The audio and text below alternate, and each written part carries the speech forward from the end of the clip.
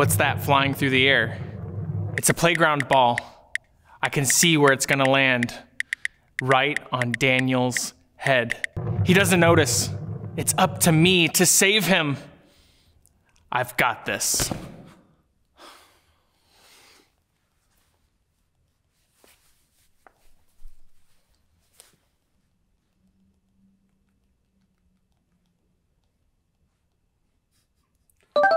What?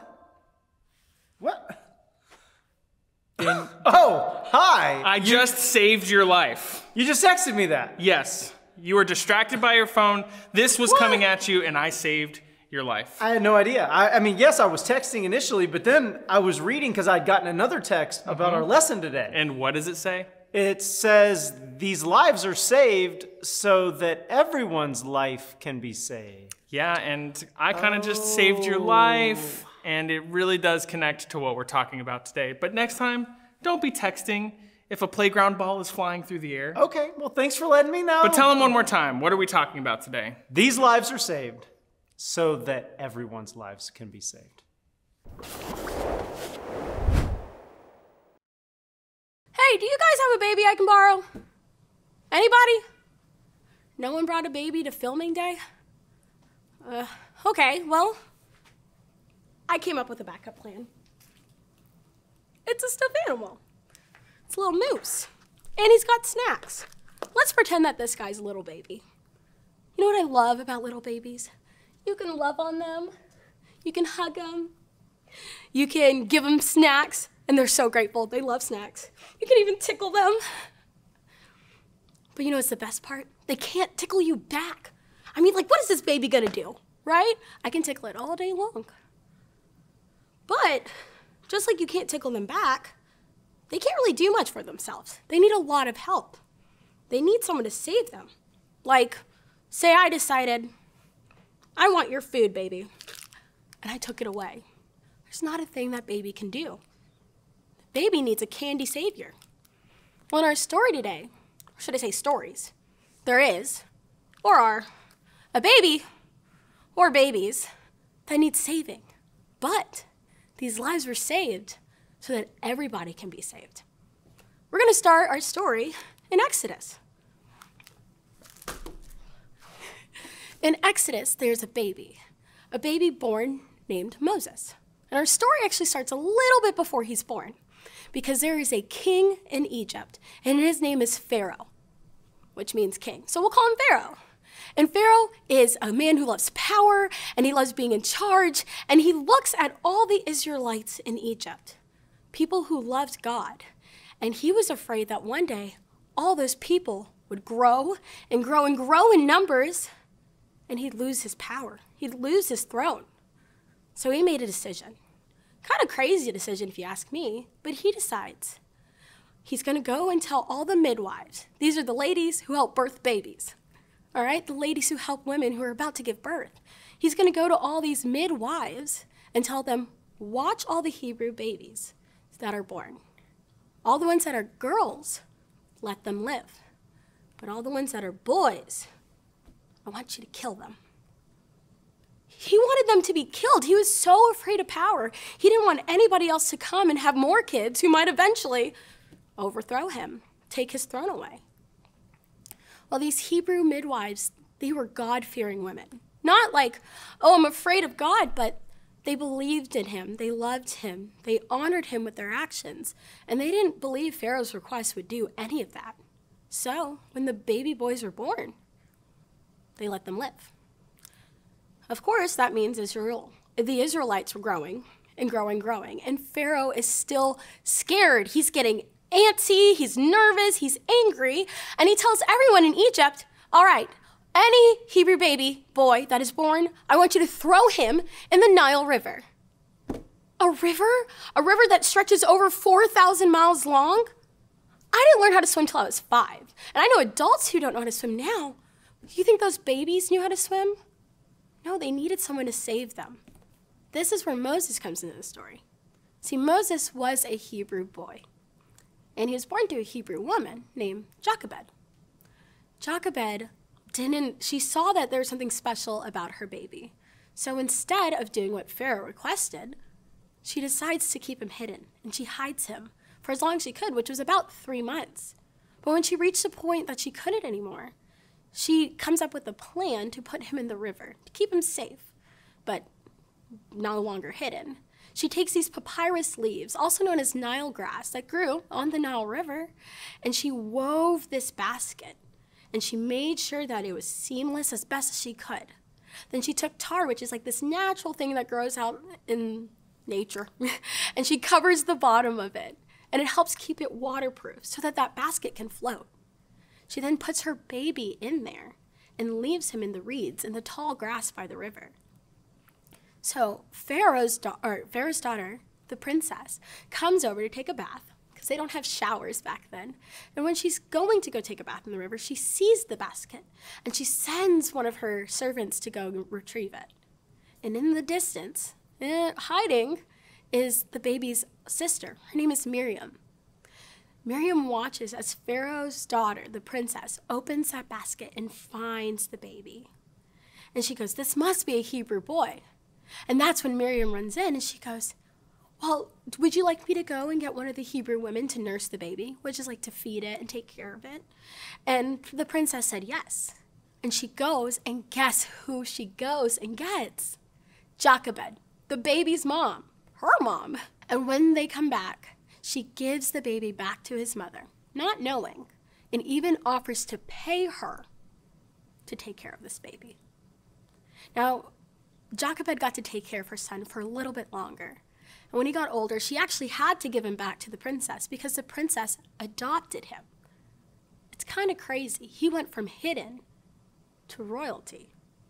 You're probably thinking, I've heard this story before, right? Well, let me show you something. It's a little flip chart I made. It's our story for today. We've got like 3 major components that I see. A crazy king who's jealous and he wants all the power. A decision to kill all the baby boys for fear that he would lose his power. But then the baby being saved and being able to save others. Have you heard this story before? It sounds a lot like the one I just told, right? Because it is. It's the story of Moses. It's his birth story. It's the very beginning of something that's going to be really incredible. But it looks a lot like a story we've heard before. How about this? Do you know who that is? Jesus.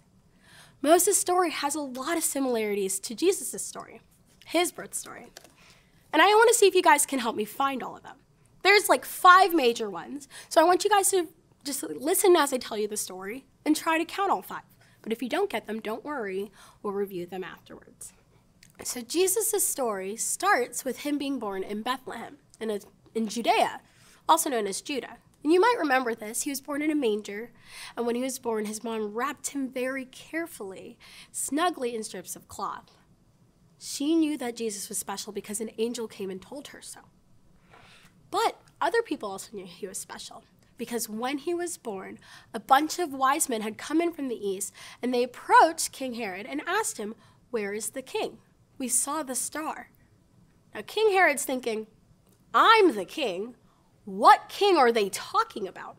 So he gathers all the priests and all the religious leaders and the religious lawmakers and everyone he could to figure out the meaning of this, because he doesn't believe any other king should be a king except him. He's a lot like Pharaoh in that regard. He likes his power. So they share a prophecy with him. It's in Matthew 2, verses 6. It says, "And you, O Bethlehem, in the land of Judah, are not least among the ruling cities. For a ruler will come from you, who will be the shepherd of my people Israel." Ruler is now born. This is Jesus. And King Herod doesn't like it. So he comes up with a plan. He sends the wise men and he says, "Go follow the star, find the baby, and bring back news of where he is so that I can too worship him." He's lying. But the wise men go. And when they go and they travel and they finally come across Jesus, they're in awe. Jesus is just, it's a fantastic moment for them. And they end up giving him gifts that they just had with them. They gave him gold and myrrh and frankincense. And when they left, when it was time for them to return back to King Herod and tell him where he was, they didn't go. See, God came to them in a dream and told them not to return. And because they were God-fearing people, men who honored God, they didn't go back. So after they left, an angel came down and he told Joseph, hey, you need to go. You need to escape and leave and flee to Egypt because King Herod is going to try and kill Jesus. And Joseph takes Mary, takes Jesus, and they go. And when they leave, because of what the angel said, King Herod is furious. So he sends out a decree and tells all of his soldiers, go and kill all the babies under 2 years old. Because he didn't want or all the baby boys under 2-year-olds, because he didn't want any chance of this king growing up and taking his throne. Well, King Herod ended up dying. Jesus wasn't found. And the angel returned to Joseph and told him that he, Jesus, and Mary could go back.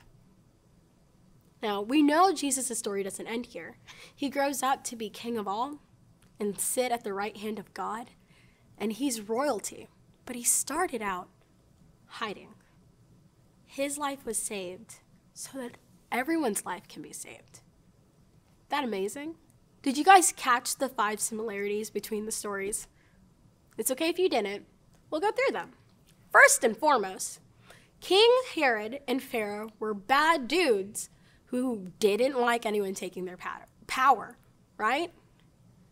2, because they were afraid of that, they decided they wanted to kill all the baby boys.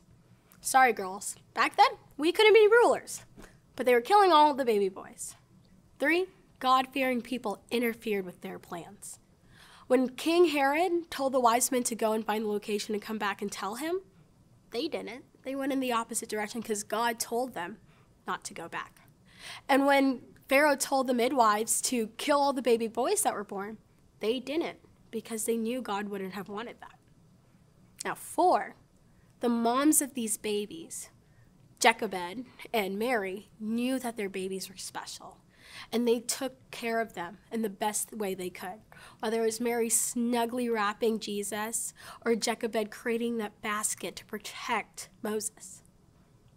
And then 5, which I think might be the most important of all, is that these lives were saved so that everyone can be saved. So today, we learned that lives were saved so that everyone could be saved.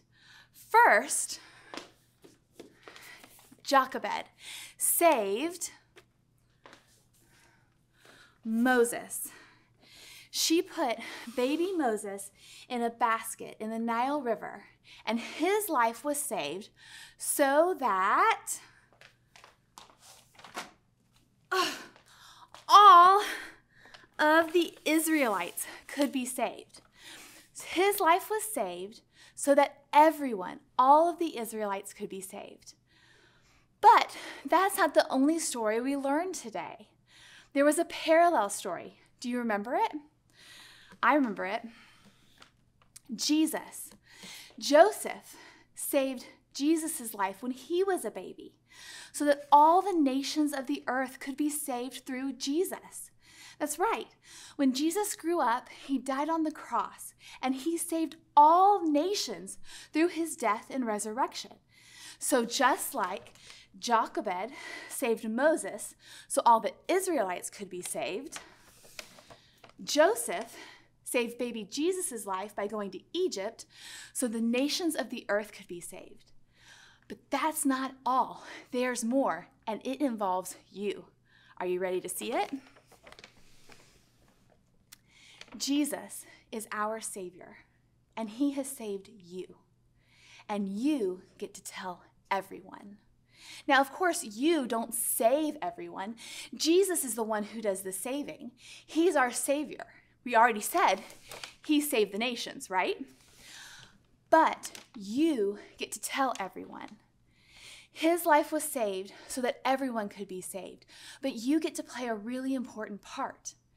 God has the power to save, and you get to play a part by telling people what God has done. You can tell people about this very important story, about how Jesus died to save the nations. You get to be a part of showing how God has the power to save, how Jesus saved everyone, and how his life was saved so that you could be saved, so your friends could be saved, so your family could be saved. Jesus has saved you so you can tell everyone. Go be a part of the story of God's power to save. Go play your part today.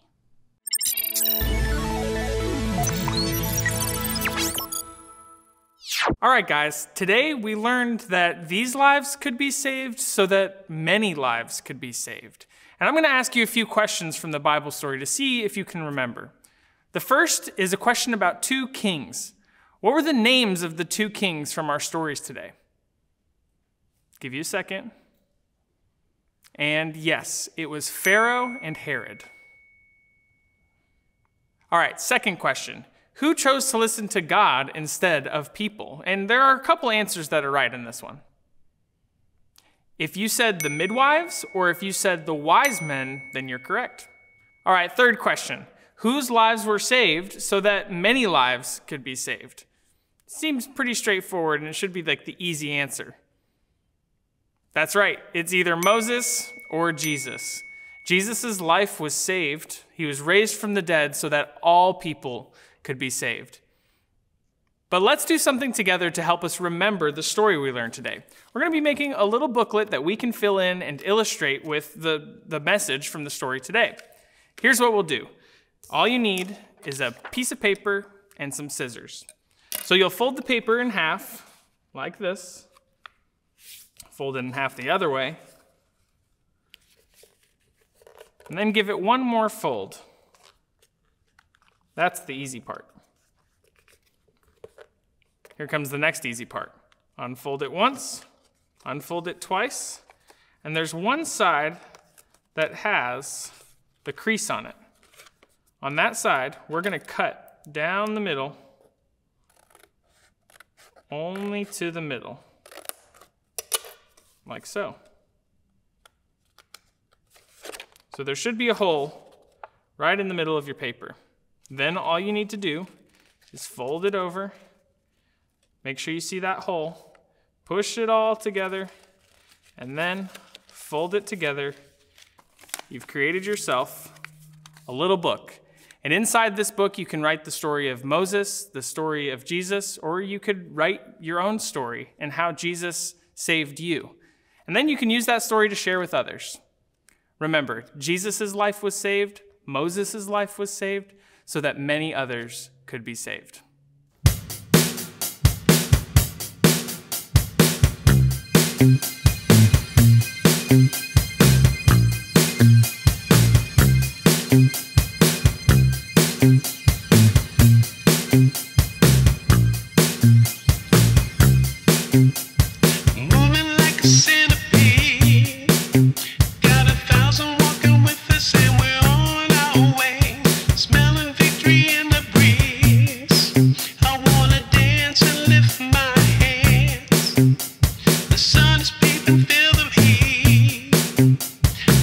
Spirit flowing and I'm off my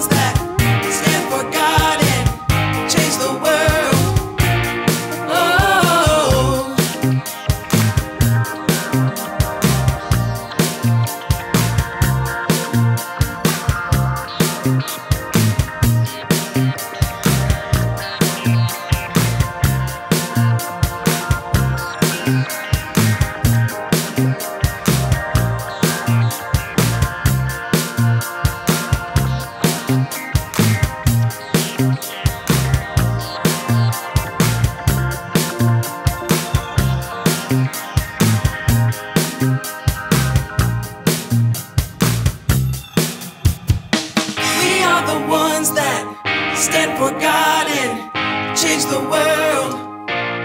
Oh, we are the ones that stand for God and change the world. Oh, we are the ones that stand for God and change the world. Oh, we are the ones that stand for God and change the world. Oh.